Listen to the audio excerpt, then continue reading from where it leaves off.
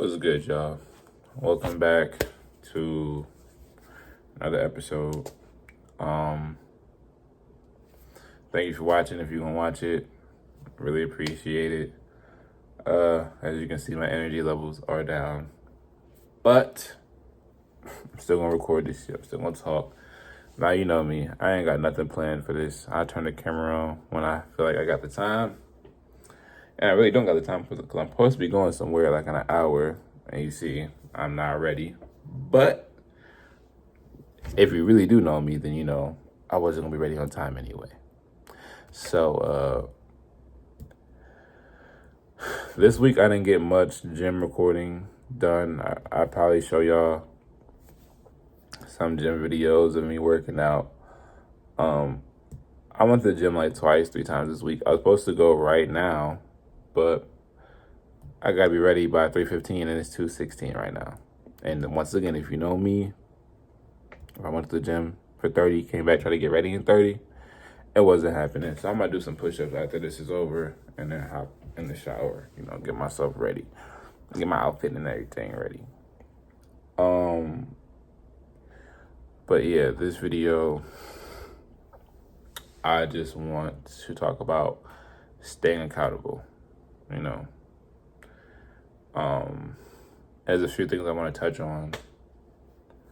I'll be touching on, well, actually, before I get to that, let me say one thing. Rest in peace to my cousin Wesley and my grandfather. They died this month in December, about, I want to say 12 years ago now. And I just want to say rest in peace to them. I always think about them. When December rolls around, Christmas rolls around, it's always brought with sad memories, but still memories nonetheless. And just want to, rest in peace to them. They mean a lot to me. They meant a lot to me. And, yeah, just rest in peace to them. And, yeah, but moving forward, staying accountable. This week has not been my best eating week. My stomach has been letting me know that. A lot of fried foods, a lot of fast food, Subway, Eastside, Noodles and Company. Like, I just been eating out. So next week, y'all should see me cooking out. I'm gonna try to cook for y'all on camera or whatever. I'm gonna try to start cooking at home. I bought some salmon again. I was making salmon and salads all earlier this year, but then, I've been a little fungal depression recently.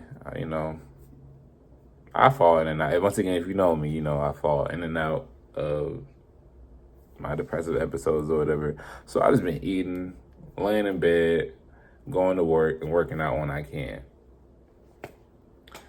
And I got some videos somewhere about me working out, but I messed up some of them videos because the angles were just bad, or the camera wasn't even recording. But I got some videos of me and Scotty working out, that you might have already seen or you're about to see.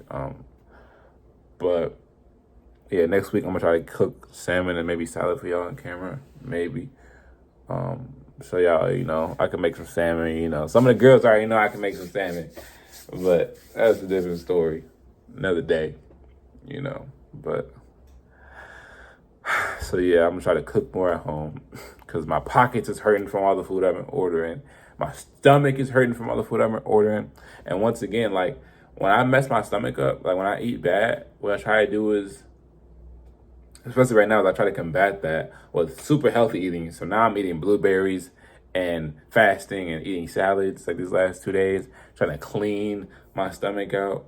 Like that's supposed to make it better for the whole week of eating bad. Now, once again, I do only eat 1 meal a day for real. So even though I'm eating bad, I am eating within my calories. So I'm not gaining any weight. Actually really maintaining, because the 1 meal I do eat is usually heavy in calories. Because I eat like peanuts in the morning to keep like my, give me a little protein boost and also not like raise like my blood sugar and keep like, with glucose, all that shit in check.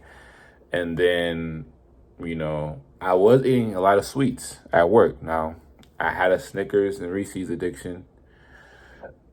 And they also got this new like chocolate covered like payday situation going on, like chocolate covered paydays, they fire too. I was eating them every day at work. Hey, one of the three, sometimes two of the three, sometimes three of the three at work. And, you know, that's a lot of sugar, a lot of, you know, unnecessary calories, empty calories that I was taking in. So this last 3 days, I've been trying to I've not been eating candy at work. I have not been eating sugar, anything with added sugars at home. Like, I drink my coffee black right now. Well, I always drink my coffee black, but with no sugar, just straight coffee out the pot. So yeah. My head was rocking the first 2 days. My head was hurting. But now I feel pretty good. I've eaten a lot of fruit these last 3 days, trying to, you know, so give me some type of sugar, something sweet, also something healthy. Because when you eat as bad as me, like when you eat a lot of bad foods, processed foods for like a week, and then when you start eating salads and fruit again, it shows you how much and how important eating healthy is for you. Like, it shows you how much work it does. Like, I feel so great, and all I've had today was blueberries.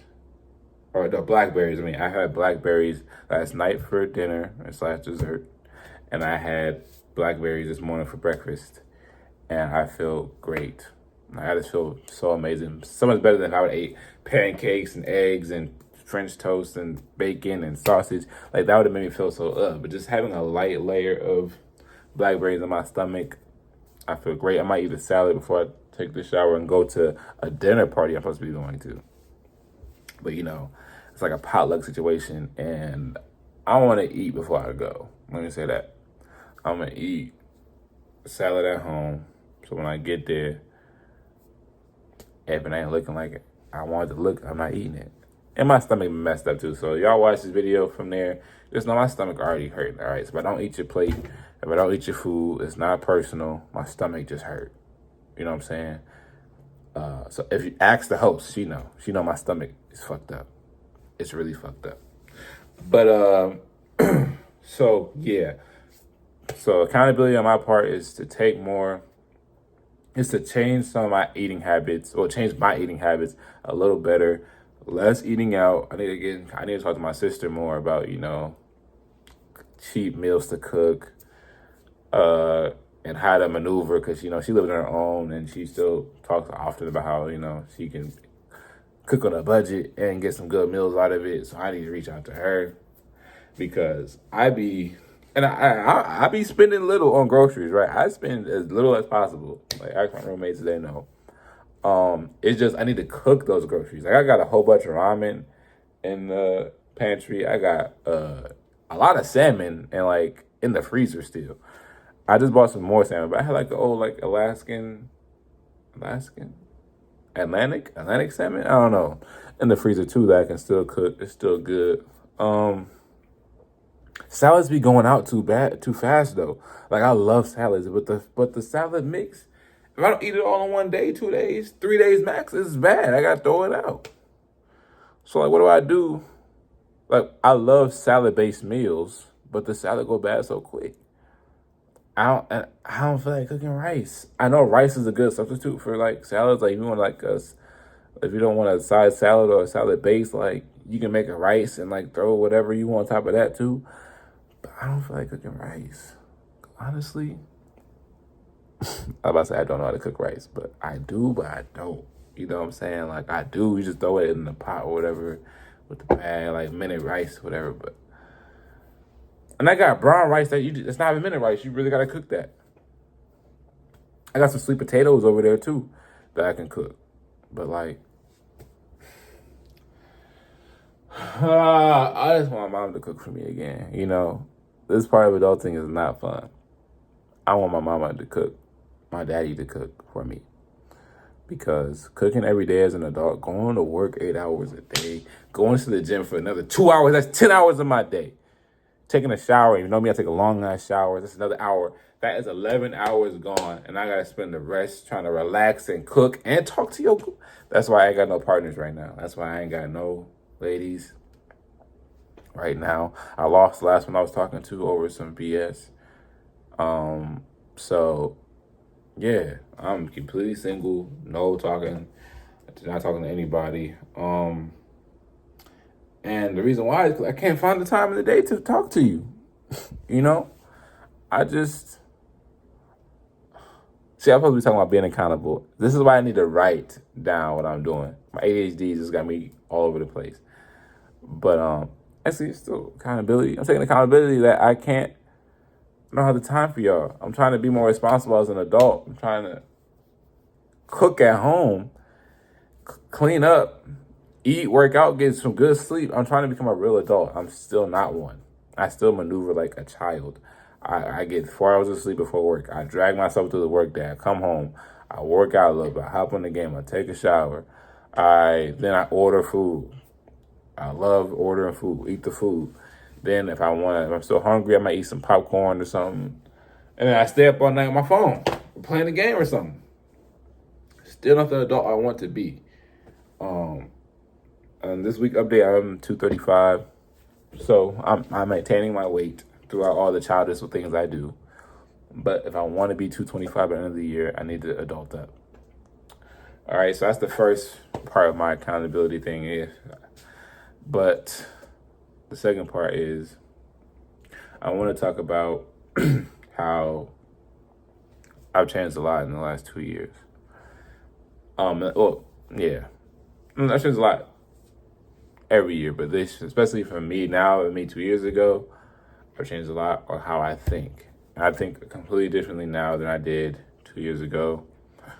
Shout out to my ex. You really forced me to grow, even though you did me crazy, but you did. That's why I will appreciate you in one sense, because you forced me to grow up a little bit more than what I was.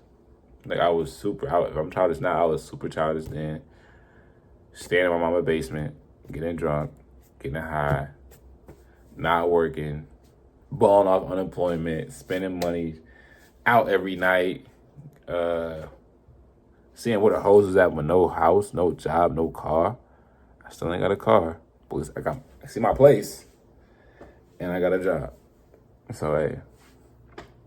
But yeah, no car, no job, no house. I was worried about the ladies. I was worried about what y'all was on. And that's why she did me crazy, because I was a nigga with no car. She was driving me around. Now, she didn't have a place either, so we was like slumming at our parents' places. And she had a job more than me. Like, she had a job, but it's not really a job. But, like, that situation, and I've been through a lot of situations since then. I mean, I've been through a lot of situations. But since that one taught me, I think, the most, because it forced me to man up, grow up a little bit. And what she did was put me through a lot of crazy stuff, but it forced me to grow up. And she forced me to grow up in a lot of ways, and I'll speak more on that situation.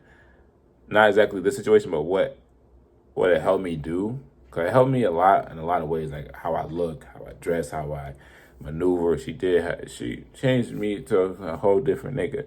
But one of the things I want to talk about today that she helped me change on is how I view,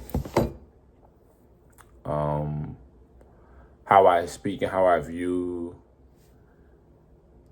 the LGBTQ community. Let me just say it like that. Like, growing up black and in church, now this is not everybody, so I don't want to group us all together, but at least in my area, in my experience, being homophobic is not a deal breaker. You know what I'm saying? For niggas, people, 9 times out of 10. See, I'm over here throwing bad stats out to try to make niggas look bad, but in me growing up, niggas was homophobic. We was saying, that's why I felt Kendrick a little bit, because niggas was out there saying the F word. We was saying slurs. Because it was all fun to us. It was all just a joke. And it was all just a joke. It meant nothing to us to be homophobic. We was saying shit, being assholes. Now, I was never one of the niggas like, oh, they're gonna burn. Like, I was never one of those niggas who condemned them niggas to hell or nothing like that. Like, I was never one to be like, yeah, you're not going to heaven. You da-da-da. Because I did see the hypocrisy of him like that, and how niggas would praise a murderer and forgive him, nigga who caught all these bodies, but let another boy kiss another boy, then that nigga going to hell. Like, it just never made any sense to me in that aspect, but I did make a lot of fun of them. So I never hated gay people, but I did make fun of them. And then, but as I got older, the less fun I made. Cause I would say around 18, I did know better by then. And I was still like laughing at jokes or like shit like that. And, but it wasn't until I was 20 when I made a stupid decision, ultimate mistake. With that girl, she had a brother who was gay, and we had got into a heated argument. And I said something I shouldn't have said. I was super mad, actually. I was angry, and I didn't know no better. And that's crazy, talking about a 20-year-old. That's why going through my life experiences and being how self-aware I am and how much I think, I think like people do make mistakes. You know what I'm saying? People can make a mistake and change from it. I think all the mistakes I've made in my life that's really, really bad, I've learned to change from them. And I can see how people make mistakes. Like, yes, I was 20 years old, but given my circumstances and how I grew up, saying shit like that wasn't out of line until and some niggas would say shit like that, they would still move the same way they would. But after I said what I said to him, I felt this small, you know what I'm saying? Like I felt little, I felt terrible. I felt disgusted actually at my own actions. I felt like, you know, I just could not forgive myself for saying shit like that. And I apologized. I hope she told him. I apologized a lot for that. And I still, even if I seen them today, I would still apologize for that.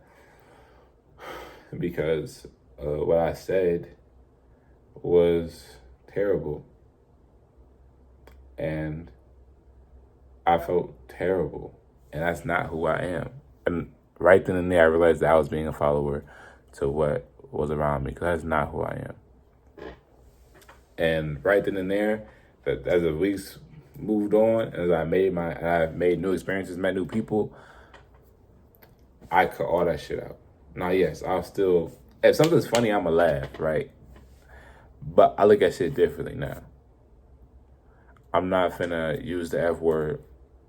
I'm not finna make a gay person feel uncomfortable, make them feel small, make them feel, not make an ugly face or disgusting face when they in my presence. I'm actually trying to be accepting as possible.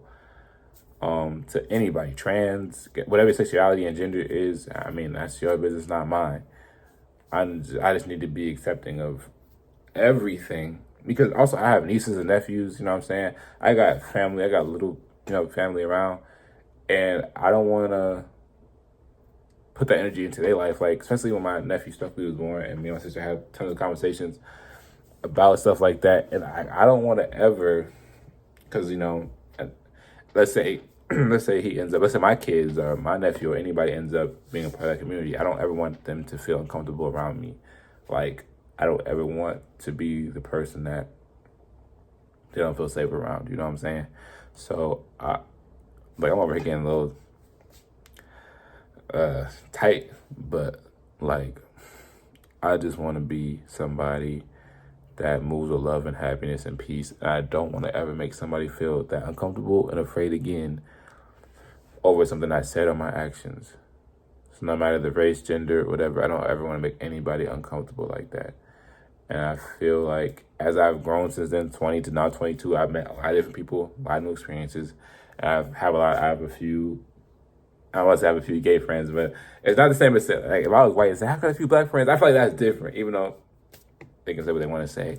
But I've been around a lot of new people. Like, even when I'm about to go today, it's somewhere 2 years ago, I'm not sure how comfortable, 4 years ago, I'm not sure how comfortable I would have felt.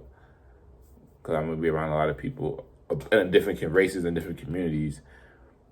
But now I have done the inner work and the work itself to realize that I was acting off of something I learned through childhood. But I'm an adult now. I can make my own decisions.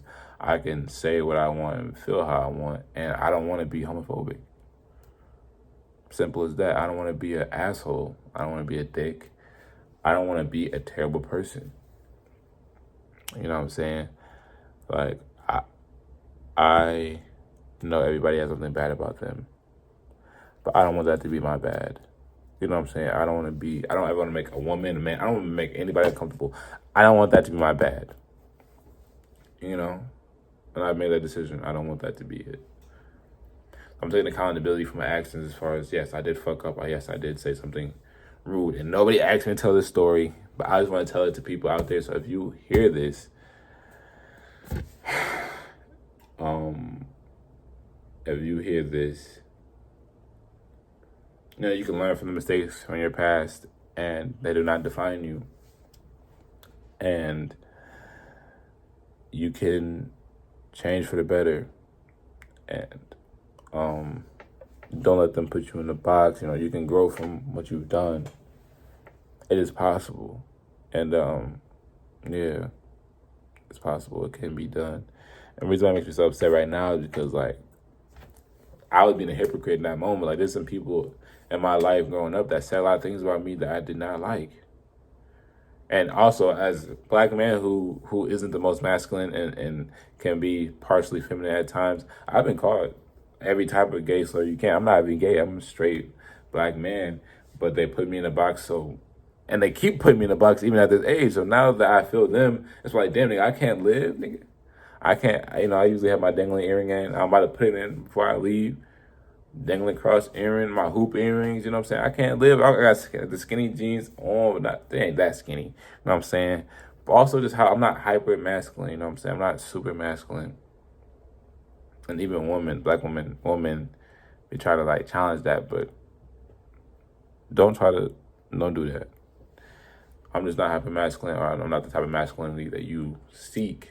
But, you know, motherfuckers, we got a lot of learning to do in my community and just in the world in general about sexuality and putting these labels on people, you know, before even getting to know them, and just being rude. We can just not be rude, you know what I'm saying? Like, no, like nobody's making you be this like rude, you know what I'm saying? Same thing for racists. Like, I'd be like, why are you racist? You know what I'm saying? Like, well, you're white. What did I do to you? Nothing. All right? Like, you can't just be nice. You gotta be rude. So that's why I told myself, like, they did nothing to me. Why am I walking around with a stink face when I could just not do that? I can just be accepting. Like they just want to live their life, and I'm gonna let them, and I'm gonna live mine. And in the future, if my kids turn out to be whatever they want to be, then I'm gonna accept whatever they want to be, because the most important thing you can do for people is instill confidence in them and show love and be there for them. And if you move with that energy, I hope it's you being reciprocated. And if it's not, then, well, that's a different story. But yeah, I just want to get on here and talk about how taking accountability for your actions and how you can learn from your mistakes. I know you did not see this part of the video coming. I hope you're still watching. Maybe you already turned it off. If you're still watching, you're a real one. But yeah, I just really want to talk about that, get that off my chest. And thank you for watching. I really appreciate it. And this is going to be a real long video because this right here is already 23 minutes. I'm not going to cut none of this. I'm not cutting a single thing of this. So it might end up being like a 30-minute video. I might include some of the workout videos before this. I'm not going to cut this ending either. Like, it's just going to be what it is. Thank y'all for watching. I'll try to make this a weekly thing, maybe twice a week if I can. And or I might make this a video by itself and make the other video. But we'll see what happens. Y'all see. Thank you for watching. I really appreciate it. My name is Jabari, and this is the Jabari Show. And I'll see y'all another time.